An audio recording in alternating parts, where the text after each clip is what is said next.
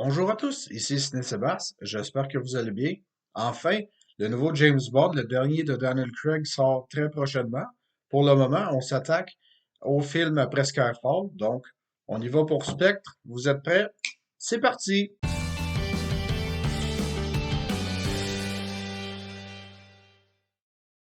Dans le film Spectre, on suit notre agent 007 James Bond, interprété par Daniel Craig, et celui-ci doit infiltrer l'organisation terroriste connue sous le nom de Spectre, avec l'aide de Madeleine Swan, qui est en réalité la fille de Monsieur White. Monsieur White qu'on n'a pas revu depuis le film 007 Quantum.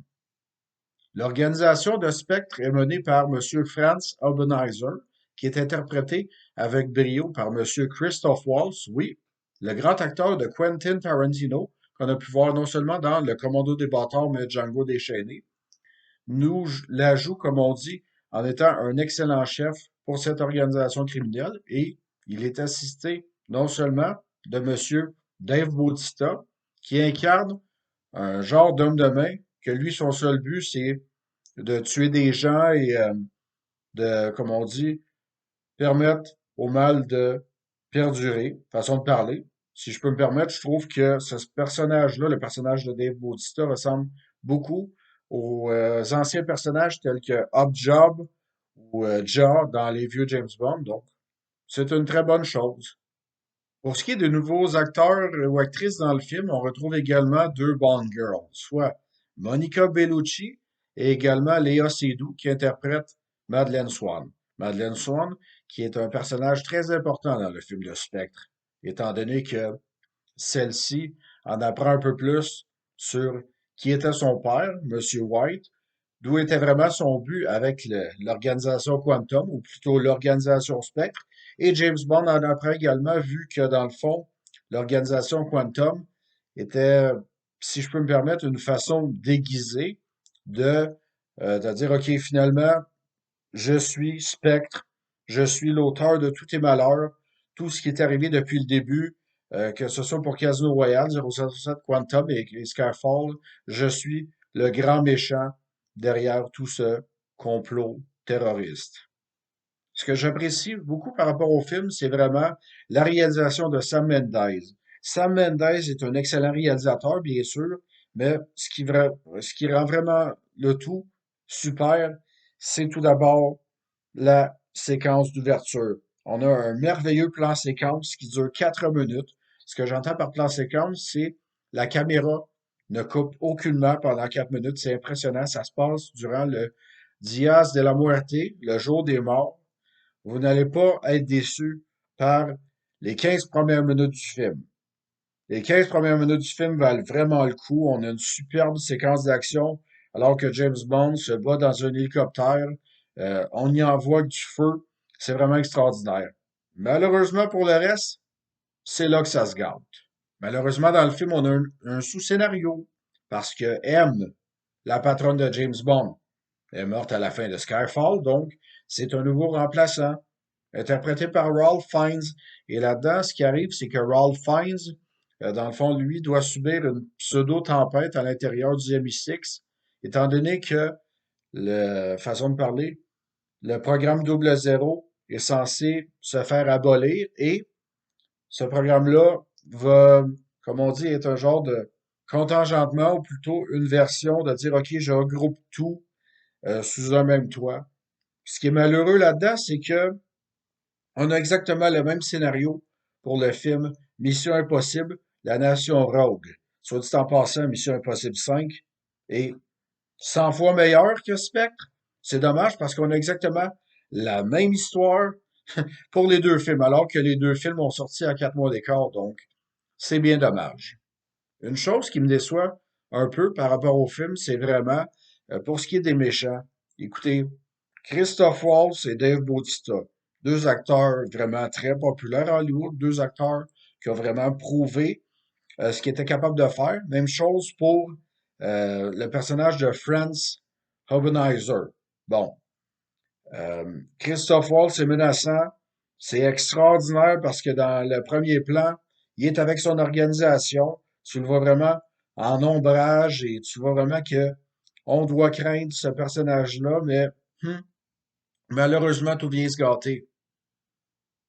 Désolé pour le punch, mais voici la grande révélation. James Bond et Franz Obernizer, qui est Ernst Stavro Blofeld, son frère. Hum. Sérieusement, c'est ridicule, ça n'a aucun bon sens. J'avais l'impression de me retrouver devant le film Austin Powers 3, la fameuse scène où tu apprends que Dr. Terror et Austin Powers sont frères.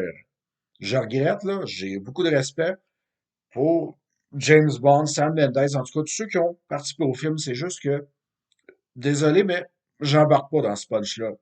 C'est dommage. Bon, c'est comme ça. Malheureusement, Christophe Waltz, son personnage et l'organisation du Spectre n'a seulement qu'une simple introduction. C'est désolant, mais c'est comme ça. Le film dure 2 heures et demie, mais malheureusement pas pour les bonnes raisons. Avoir été réalisateur du film, j'aurais coupé le sous-scénario de je dois désavouer le programme double zéro, parce que malheureusement, tout ça rallonge le film beaucoup trop pour rien. Et c'est bien dommage. Parce que, écoutez, mettez ça dans votre tête. Daniel Craig contre Christophe Waltz, déjà, et Dave Bautista. Bon sang, comment, comment vous voulez, façon de parler, rater ça ou manquer ça? C'est un peu dommage, bien sûr, mais c'est la vie. Écoutez, faire une suite à Skyfall, c'était pas déjà une tâche facile, mais c'est pas grave. On peut pas réussir dans tous les films. Mon but en tant que tel, pour moi, c'est pas vraiment de descendre un film. J'essaie de vous donner une opinion honnête sur le film. J'ai trouvé que le film était bon. Le film est excessivement bien fait. La séquence d'ouverture et la chanson de Sam Smith valent le coup. Les séquences d'action aussi. C'est vraiment très bien orchestré. Mais malheureusement, le film est perdu à cause du sous-scénario inutile, mais également comment que les méchants du film sont sous-exploités. Parce que Dave Bautista aurait pu être le prochain Jaws.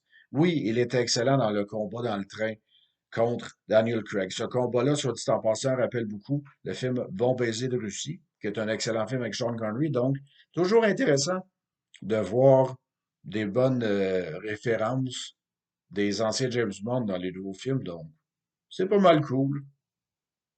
Il y a plusieurs théories sur le prochain James Bond. On peut les compter par dizaines. J'en ai quelques-unes. Tout d'abord, est-ce que Madeleine Swan va mourir au début du film? Est-ce qu'elle va vivre avec James Bond à la fin? Qu'en est-il de le personnage du Spectre, l'organisation? Est-ce que Rami Malek, qui a l'air d'un clone du fantôme de l'opéra là-dedans, est le célèbre Dr. No caché? Écoutez, les paris sont ouverts pour le film Mourir peut attendre. J'ai vraiment hâte de voir ce film-là. Je vais essayer de pas trop me faire d'attente. Donc, voici mon consensus pour le film Spectre. Oui, le film est malheureusement trop long, mais c'est une très belle production. C'est un James Bond. Que James Bond soit, que la vie soit mitigée ou pas, c'est pas grave. Les James Bond ont toujours été des productions de choix, même pour ce qui est des films de Sean Connery, même s'ils sont très vieillots, ce n'est pas grave. Moi, comme note finale, je lui donne un bon 7 sur 10. C'est une bonne production. C'est un film que je pourrais vous recommander avant de voir Mourir peut attendre. J'ai vraiment hâte de voir ce film-là. J'espère qu'il va être bon, surtout qu'une très grosse durée de 2h45.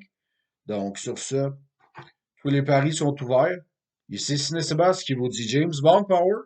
Et sur ce, ben, on se revoit prochainement pour la critique de Mourir peut attendre. Donc, sur ce, je vous souhaite une bonne fin de journée à tous. Merci. Bye bye.